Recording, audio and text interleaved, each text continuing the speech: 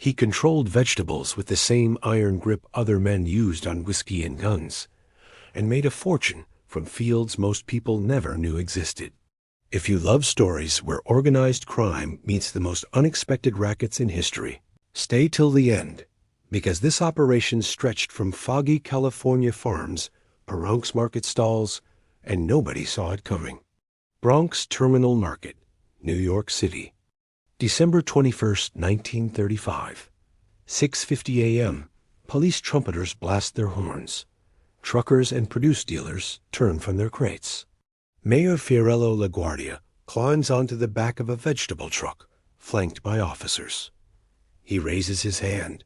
The market goes silent. Starting December 26th, LaGuardia announces, the sale, display, or possession of artichokes in New York City is illegal. The crowd stares. A vegetable. Banned. LaGuardia continues. A monopoly of doubtful legality poses a serious and threatening emergency to this city.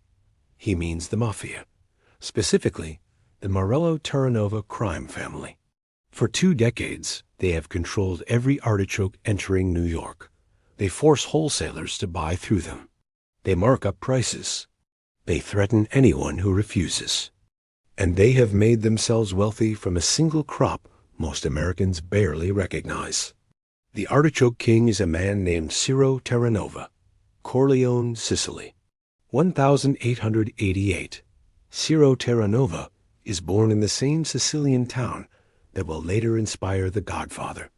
His father is murdered shortly after his birth. His mother, Rosalia, remarries a man named Bernardo Terranova. Ciro grows up in a family steeped in the traditions of the Corleonese Mafia. In 1893, when Ciro is 5 years old, the family emigrates. His mother, his stepfather, his 4 sisters, his brothers Vincenzo and Nicola, all of them board a ship called the Orsada. On March 8th, they arrive in New York City. They settle in East Harlem, on 105th Street. Ciro's half-brother, Giuseppe Morello, is already in New York. Morello is a rising force in the underworld. He runs extortion rackets. He prints counterfeit bills.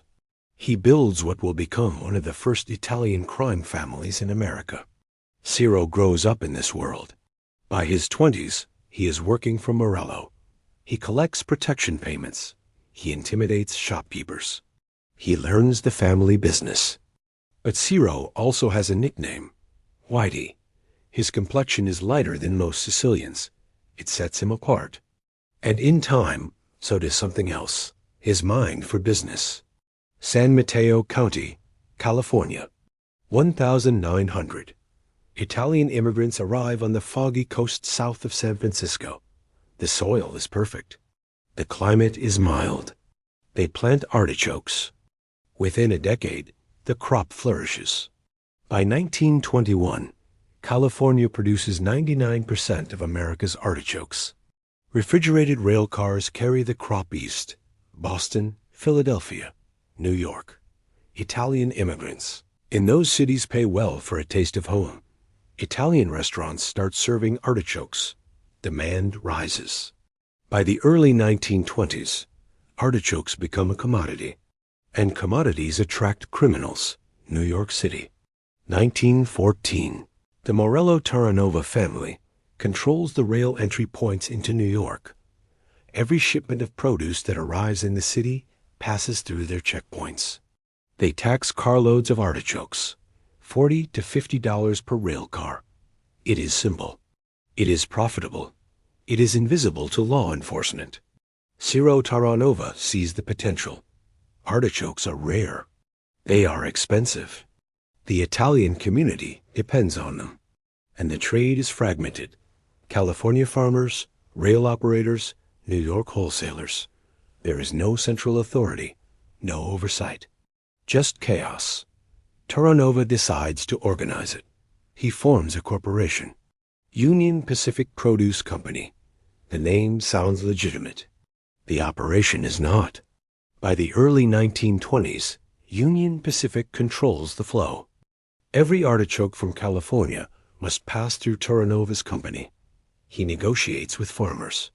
He forces them to sell at reduced rates. He threatens those who resist.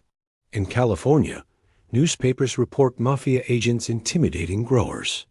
Some accounts claim mobsters use small planes to drop gas bombs on fields. Whether true or exaggerated, the message is clear: cooperate or suffer.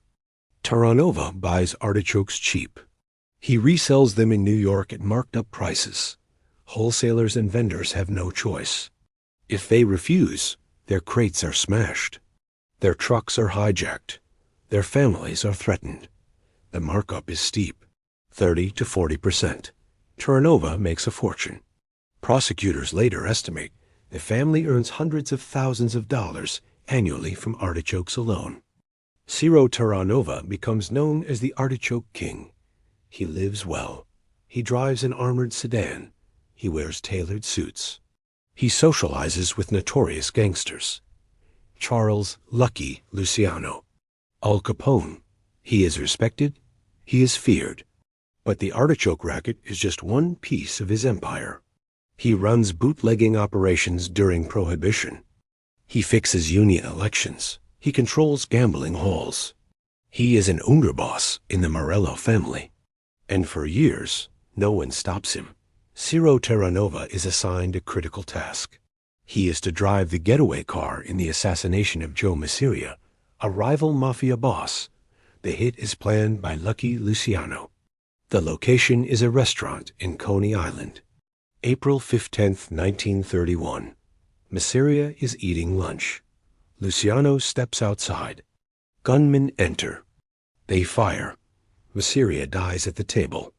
Terranova waits outside in the car, but when the shooters emerge, he freezes.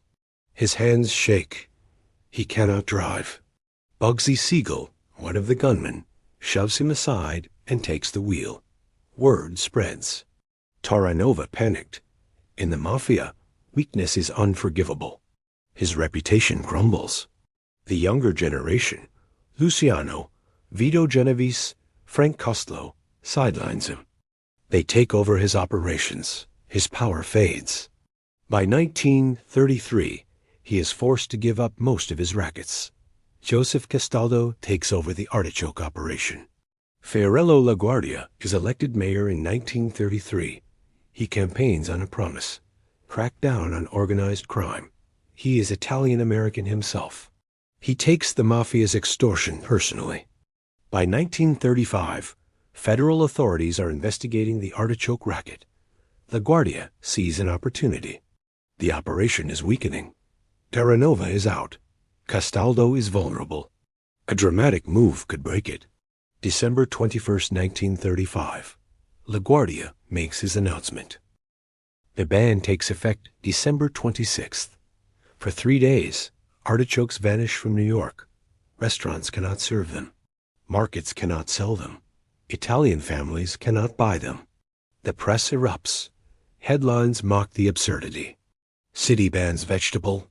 Artichoke outlawed. A reporter for the New York Herald Tribune writes, "It is impossible not to conclude the world today is a bit mad, but the coverage does something unexpected. It makes artichokes famous. Thousands of New Yorkers who have never heard of the vegetable suddenly want to try it. Demand spikes. Behind the scenes, LaGuardia's strategy works. The ban creates pressure. Importers and wholesalers panic. They cannot afford to lose business. Within days, they agree to bypass Union Pacific Produce Company and sell directly to retailers. On December 28th, LaGuardia lifts the ban. 3 days. That is all it takes. The monopoly collapses. New York City, 1936. Joseph Castaldo and 4 associates are indicted on federal antitrust charges. The trial begins in January. The government argues that Union Pacific forced wholesalers into an illegal monopoly. They present testimony from farmers, truckers, and market vendors. The defense argues that the company simply negotiated better prices, that the accusations are exaggerated, that the ban was political theater. The trial lasts weeks. On February 12th, the jury deliberates. They are locked up. 24 hours pass. They cannot reach a verdict. The vote is 10-2 for acquittal. The judge declares a mistrial, but the damage is done. Union Pacific Produce Company shuts down. Castaldo pleads guilty to a lesser antitrust charge. He is placed on probation for 1 year. No jail time. But the operation is finished. The artichoke racket is over. San Mateo County, California. 1930s. The artichoke wars do not end in New York. In California, the battles intensify. Local crime bosses control farms. Rival factions fight over territory. On November 25, 1931, 2 guards engage in a gun battle with thieves trying to steal crates of artichokes. Shots are fired. No one is killed. But the violence continues. Farmers hire armed guards.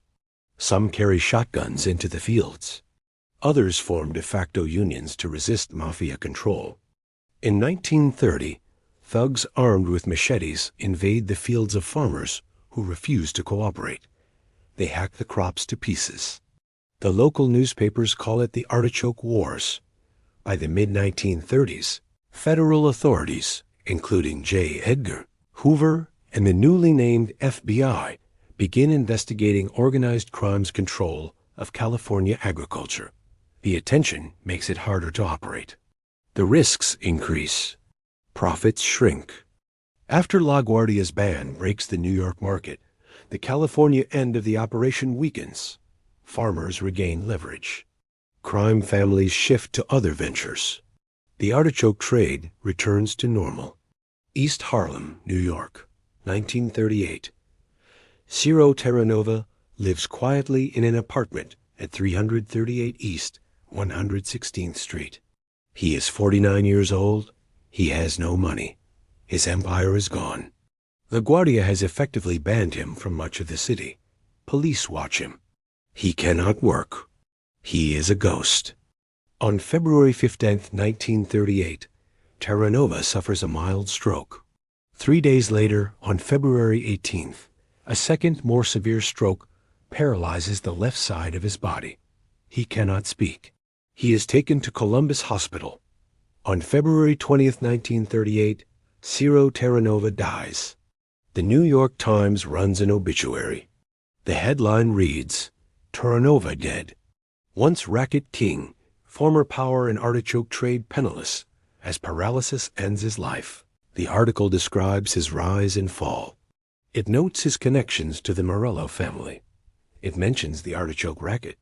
It quotes police officials who say Terranova died impoverished. He is buried quietly. No large funeral, no mob gathering. Just his wife, Teresa, and his son at his side. Ciro Terranova is the only one of the 4 Terranova brothers to die in bed. His brothers Vincenzo and Nicola are murdered. His half-brother Giuseppe Morello is killed in a gangland hit in 1930. Ciro dies of natural causes. But by the end, he has nothing. Bronx, New York, 1940s.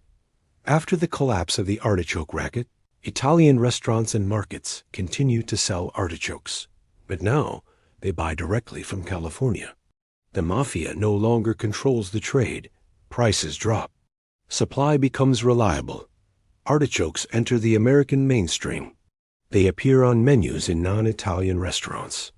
Cookbooks include recipes. Supermarkets stock them. By the 1940s, the artichoke is no longer exotic. It is just another vegetable. But for those who remember, it is a reminder. A vegetable, a humble, spiny thistle from the Mediterranean, once fueled a mob empire. It made men rich. It sparked violence. It reached from California to New York, and it took a mayor climbing onto a vegetable truck to bring it down. California, 1950s onward. Artichoke farming continues in Monterey County. The industry stabilizes. Farmers form cooperatives. They modernize techniques. They expand production. In 1959, the town of Castroville, California, declares itself the artichoke capital of the world. A young Marilyn Monroe is crowned Artichoke Queen at a local festival in 1948. before she is famous. Today, California still produces 99% of America's artichokes. Most come from the same foggy coastal fields where Italian immigrants first planted them over a century ago. The Mafia never returns to the artichoke trade. By the 1950s and 1960s, organized crime focuses on narcotics, gambling, labor racketeering, and waste management.